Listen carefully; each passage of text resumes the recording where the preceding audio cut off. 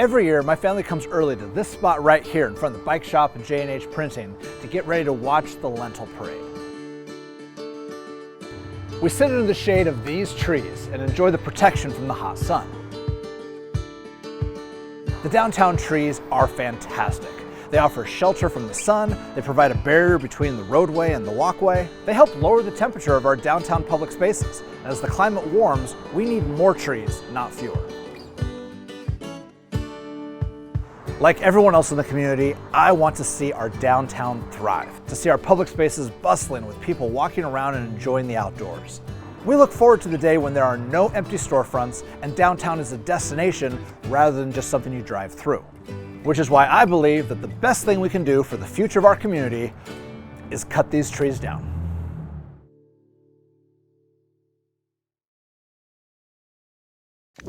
Okay, I realize that may not have been what you were expecting in a video about Pullman's downtown. So what I want to do now is unpack the larger context of Pullman's downtown project and why I believe that removing the current trees is best for all of us in the long run. I'm going to do it by telling 3 stories that all come together at the end. So stick around for the entire video. I promise it pays off.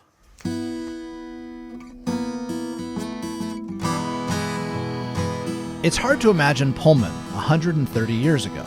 There were no cars, there was very little electricity, and only a few thousand people in a community gathered around an artesian spring and the fledgling Washington State Agricultural College. Over the years, downtown Pullman was built up layer upon layer. New railroad tracks were put in and eventually removed. Buildings were constructed, remodeled, and eventually torn down. A lot of things look different in Pullman these days, but underground, things have not kept up with the times. The city of Pullman is advising anyone affected by a water main break. The city of Pullman is asking some people to boil their water because of a water main break, causing one of the main lines to burst. Our community saw 3 major broken water mains in 2023, and 2 of them weren't even in the areas with the oldest, most vulnerable pipes.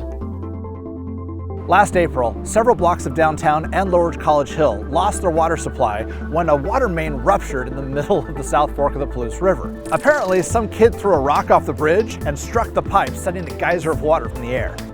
This kind of damage shouldn't be possible with modern infrastructure. The bridge that I'm standing on was built in 1930, but the pipe that was hit was placed in 1918. Pullman has infrastructure that's as old as the First World War. Here's a diagram showing what we think is under Main Street. In the middle of the road, about 8 feet down, is the sewer line, connecting buildings on both sides of the street. Next to it is the stormwater drainage. Both of these pipes are large and have significant slope, which means that they start 8 feet down and gradually dip down to nearly 15 feet below street level. Parallel to that is the water mains, which likely are a combination of old cast iron pipes and clay pipes, which were common a century ago. These pipes have almost certainly fractured since then and are a ticking time bomb of underground water pressure. Also, notice just how much dirt will have to be removed in order to reach this deep. The excavation will basically go the entire width of the roadway and into the sidewalks. Saving the existing trees will be nearly impossible with this amount of digging. All of this adds up to a massive piece of deferred maintenance for the city. Problems with the underground utilities downtown have been known for years, going back at least 3 city managers. Not only that, but state and federal regulations require that we upgrade and replace underground infrastructure to ensure that our groundwater stays clean and public safety isn't in jeopardy. We can choose to fix it now or wait until something goes wrong and our hands are forced. But no matter what, sooner or later, Main Street will have to be dug up and new infrastructure placed below.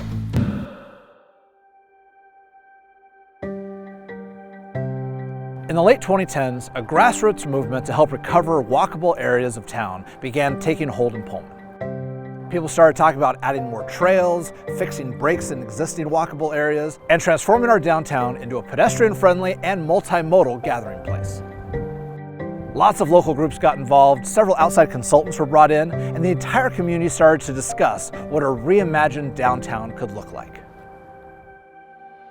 Instead of a busy, loud, and unpleasant roadway with narrow sidewalks and no real place to gather, we imagined a pedestrian-friendly, walkable, bikeable downtown, a place that puts humans first and cars second. A place that has a lot in common with downtown Moscow.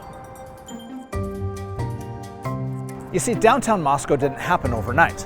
Long before the farmers market took over this section of Main Street, downtown looked like this. You see, you can design a road for traffic capacity or you can design it for pedestrians, but you cannot do both at the same time. And so in the 1980s, the city of Moscow redesigned their Main Street for pedestrians. The sidewalks became wider, the roadway became narrower, and the landscape was placed an appropriate distance away from the buildings. This placement allows the trees to grow and mature in a healthy and sustainable way, providing a shade canopy that benefits both cars and pedestrians and enhancing the entire downtown experience. In Pullman, our geography is a little different. We don't have enough room to completely divert traffic out of downtown, at least until we build additional bypasses. But at this point in time, the downtown plan gives us the next best thing. In 2019, the city began a process using 2 different expert consulting firms to reimagine our Main Street in a way that puts foot traffic first and enhances multimodal travel. Wider sidewalks, ADA accessible curbs, a protected bike lane, designs to help calm the traffic and provide more separation between people and cars, and a properly placed canopy of trees to shade the walkways and enhance the space for all. This entire process started in the late 2010s and despite a worldwide pandemic, continued into the 2020s. And then in a crazy twist of luck, the American Rescue Plan awarded the city around $10 million for infrastructure improvements and modernizing public spaces. These 2 separate but overlapping storylines came together right as the funding showed up. The only stipulation is that the money has to be spent by the end of 2024. It sure looked like everything was coming together.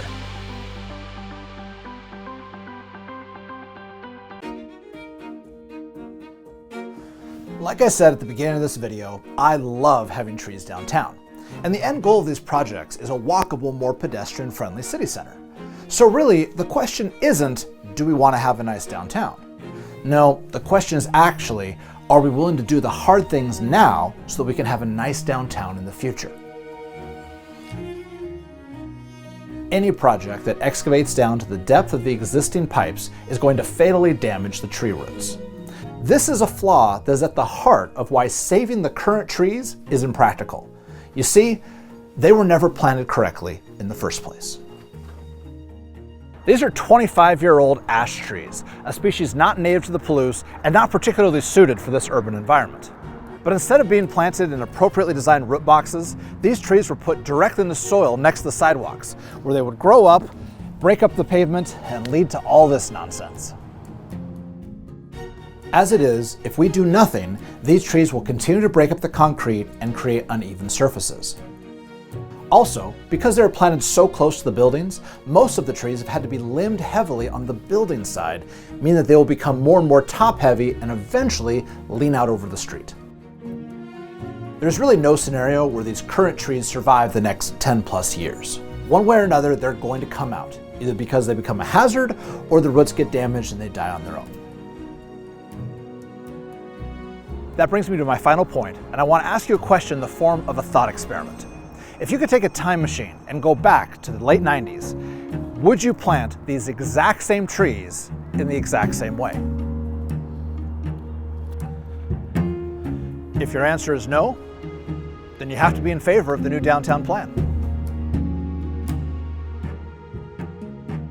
We can't just hold on to the trees of today just for today. It's about the children who will grow up in the shade of the trees we plant now. Let's do the right thing and plant this new urban forest for the next generation. For the kids who 5, 10, 20 years from now will hopefully be sitting right here watching the lentil parade come through a bustling and thriving downtown Pullman. Thanks for watching.